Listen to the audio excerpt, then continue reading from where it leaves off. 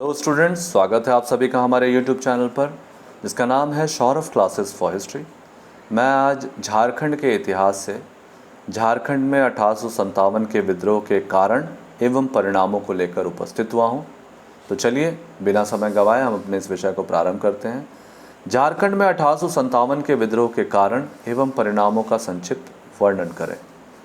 1857 का विद्रोह झारखंड आंदोलनों की कड़ी का अत्यंत ही महत्वपूर्ण अध्याय है।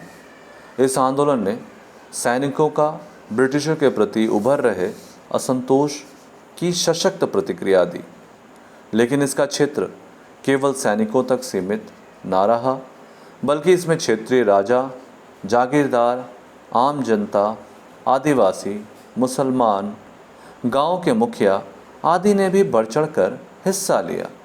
झारखंड का सिपाही विद्रोह का वास्तविक ऐतिहासिक आकलन किया जाए तो निश्चित रूप से इसे ब्रिटिश शासन के विरुद्ध उभरा जनविद्रोह कहना अनुचित न होगा। अब हम इसके कारणों को प्रकाश डालेंगे।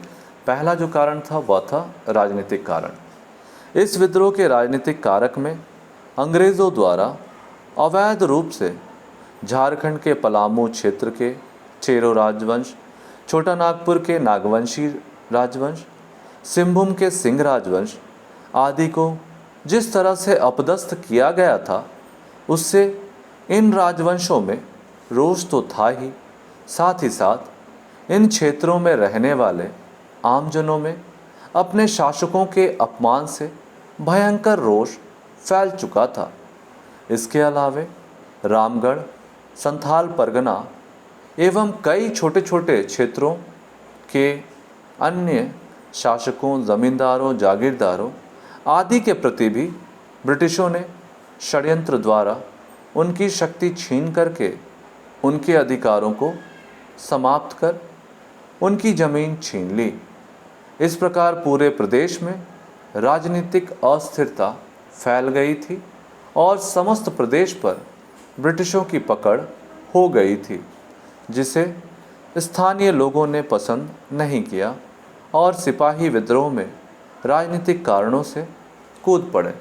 ये था हमारा पहला पॉइंट। दूसरा पॉइंट है हमारा आर्थिक कारण। ब्रिटिश शासन ने झारखंड क्षेत्र में कई आर्थिक प्रतिबंध लगाकर इस क्षेत्र के लोगों में असंतोष की भावना को फैलाया।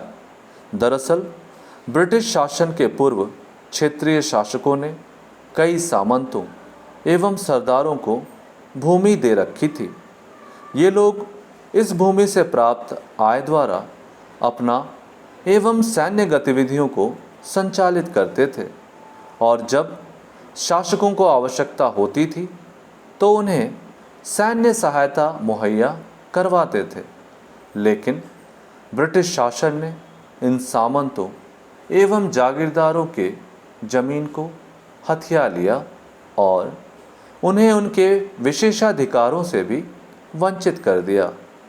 इस कारण जागीरदार एवं सामंत शासकों को आर्थिक सहायता एवं सैन्य मदद करने की स्थिति में न रहे। अब ब्रिटिश शासन ने इन क्षेत्रीय शासकों, जागीरदारों एवं सामंतों को आर्थिक रूप से कमज़ोर करके उन्हें शासन पर आश्रित कर दिया, उन्हें कर्ज दिया एवं उनसे मालगुजारी वसूलने लगे। इससे इन सभी में असंतोष गहराया और वे सभी विद्रोह में अपने आर्थिक हितों की रक्षा हेतु इसमें कूद पड़े। इसका तीसरा कारण है ब्रिटिश प्रशासन तंत्र की विफलता। झारखंड प्रदेश में ब्रिटिश शासन तंत्र विफल हो गया था। ब्रिटिश शासन स्थापित होने पर ब्रिटिशों ने यहाँ के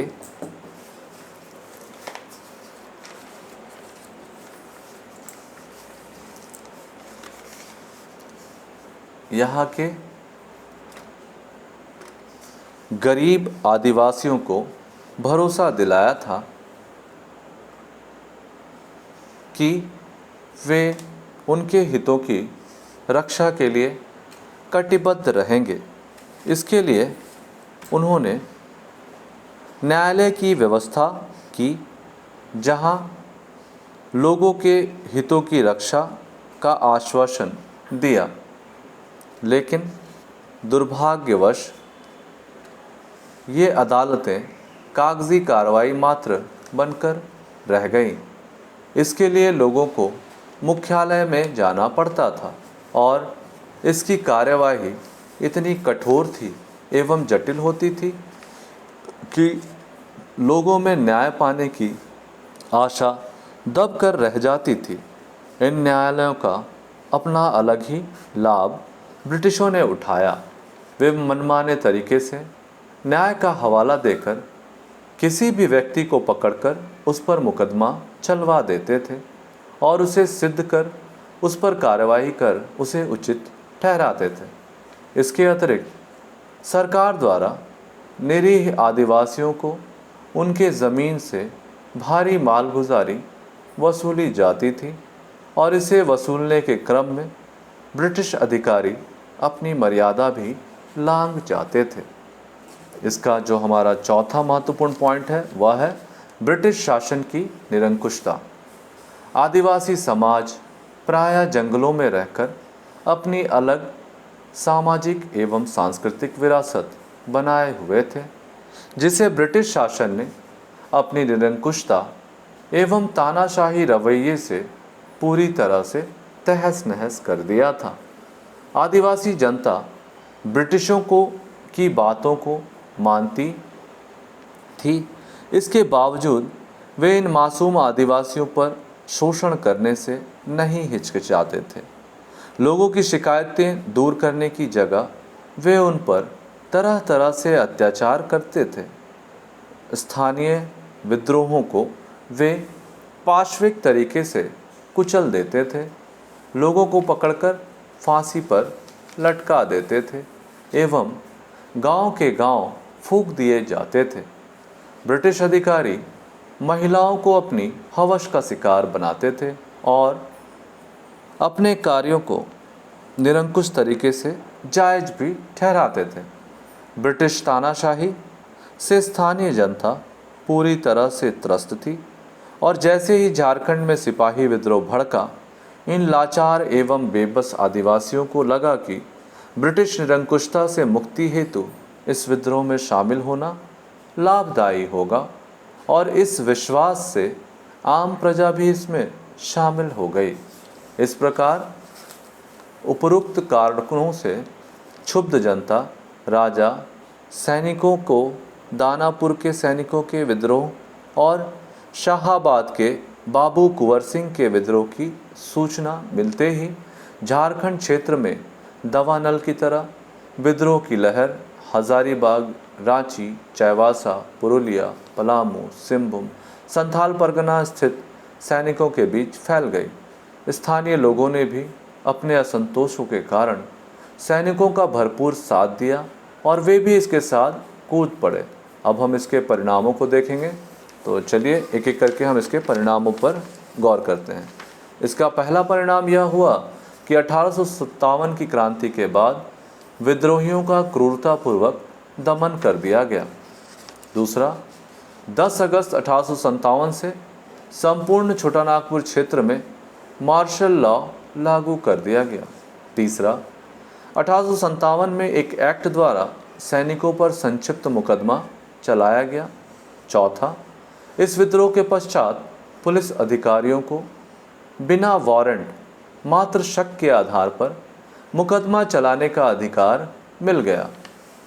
पांचवा पॉइंट है इसका, 1858 में महारानी विक्टोरिया द्वारा भारतीय शासन को सीधे ब्रिटिश क्राउन के अधीन कर दिया गया और महारानी विक्टोरिया द्वारा माफ़ी मांगी गई, लेकिन इससे पूर्व दी गई सज़ा को वैध ठहराया गया। छठा, महारानी विक्टोरिया ने के नरमी बरतने के आदेश देने के बाद भी और मांझी से उमराव सिंह, घासी सिंह, शेख भिखारी को पकड़कर 8 जनवरी 1858 को टैगोर हिल के पास मोराबादी में फांसी दे दी गई। सातवां, इस विद्रोह के पश्चात रामगढ़ बटालियन के सूबेदार जयमंगल पांडे और नादिर अली को फांसी की सज़ा दी गई। 8वां, इसी क्रम में ठाकुर विश्वनाथ शाही और पांडे गणपत राय को भी फांसी दी गई। विश्वनाथ शाही के 97 गांवों की जमींदारी छीन ली गई। 9वां, पलामू के प्रमुख क्रांतिकारी नेता नीलांबर पीताम्बर पर मुकदमा चलाकर 1859 को लेस्लीगंज में फांसी दी गई। इसके अलावा अन्य भोक्ता क्रांतिकारी शिवचरण मांझी, भानु प्रताप सिंह, रुदन मांझी आदि को भी फांसी पर लटकाया गया। 10वां, ब्रिटिश सरकार ने इन लोगों की संपत्ति को जब्त करके उन लोगों में बांट दी जिन लोगों ने उन्हें क्रांति को कुचलने में मदद की थी। 11वां, ब्रिटिश सरकार ने यह महसूस किया कि उनके द्वारा आदिवासियों के सामाजिक एवं सांस्कृतिक जीवन में हस्तक्षेप के कारण उन्हें आदिवासियों के विद्रोह का सामना करना पड़ा था, इसलिए उन्होंने अब आदिवासियों के जीवन में अहस्तक्षेप की नीति अपनाने लगे। 12वां, इस क्रांति के पश्चात अंग्रेज़ों ने सेना में भारतीय सैनिकों की संख्या कम कर दी और ब्रिटिश सैनिकों की संख्या में वृद्धि कर दी। भारतीय सेना को जातिगत आधार पर अलग अलग सैनिक दस्तों में विभाजित कर दिया ताकि वे ब्रिटिशों के विरुद्ध संयुक्त मोर्चा ना बना सके। 13वां पॉइंट है, इस विद्रोह के पश्चात ब्रिटिशों को यह विश्वास हो गया कि भारतीयों में उन्हें मित्र प्राप्त नहीं होंगे, इसलिए उन्होंने देशी शासकों को अपना मित्र बनाया और इस प्रदेश के आदिवासियों एवं सदानों को उनके विरुद्ध इस्तेमाल करना शुरू किया। इस तरह से हमने कारण एवं परिणामों को देखा। अब हम इसके निष्कर्ष पर प्रकाश डालेंगे। तो निष्कर्ष में इस प्रकार उपरोक्त अध्ययनों से यह स्पष्ट होता है कि 1857 का सिपाही विद्रोह का व्यापक प्रभाव झारखंड प्रदेश में देखने को मिलता है। इस विद्रोह का प्रारंभ यद्यपि एक सैनिक विद्रोह के रूप में अवश्य हुआ था, लेकिन शीघ्र ही इसने समाज के सभी छोटे एवं बड़े वर्गों के लोगों ने इसमें शामिल होकर इसे एक जन आंदोलन का स्वरूप प्रदान कर दिया। इस विद्रोह की व्यापकता का अंदाज़ा इस बात से भी लगाया जा सकता है कि विद्रोह के कारण झारखंड के क्षेत्रों जिसमें सिंहभूम, हजारीबाग, संथाल परगना, पलामू, छोटा नागपुर क्षेत्र आदि संपूर्ण झारखंड प्रदेश इसमें शामिल थे। इन सभी क्षेत्रों में क्रांतिकारी गतिविधियों को बिहार के कुंवर सिंह एवं अमर सिंह से भी पूरा सहयोग मिला, लेकिन दुर्भाग्यवश इस विद्रोह को एक कुशल नेतृत्व प्राप्त नहीं हो सका। इस कारण यह विद्रोह अपने अंतिम उद्देश्यों को प्राप्त करने में असफल रहा, लेकिन इसकी विशालता एवं विशाल जन भागीदारी ने ब्रिटिश सरकार की नींव तक हिला दी। यद्यपि यह आंदोलन अपने अंतिम लक्ष्य को प्राप्त करने में असफल अवश्य रहा, परंतु इसने राष्ट्रवाद की भावना को झारखंड एवं संपूर्ण भारतवर्ष में एक सशक्त रूप से उभारने का परिचय अवश्य ही दे दिया। इस प्रकार से हमारा यह विषय यहाँ समाप्त होता है। धन्यवाद।